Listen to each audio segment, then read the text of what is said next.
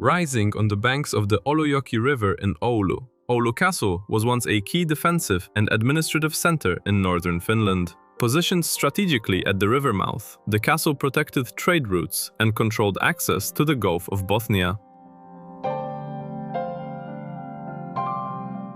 The original fortification was built in the late 16th century under Swedish rule, serving as a stronghold for the northern provinces of the Swedish kingdom. Constructed primarily from wood and earthworks, it reflected the defensive needs of a frontier region constantly threatened by rival powers.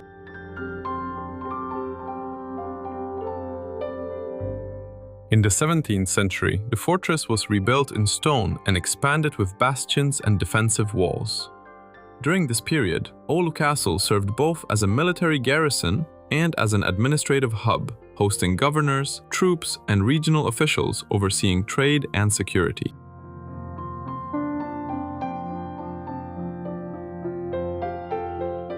The castle endured multiple attacks and sieges over the centuries, particularly during conflicts with Russia. Though partially destroyed in wars and fires, its foundations remained central to the defense and governance of the Oulu region.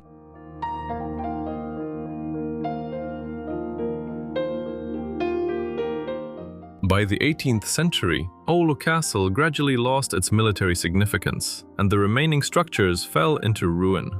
Archaeological excavations have since uncovered the foundations and remnants of walls, towers, and bastions, giving insight into its historical layout and strategic importance.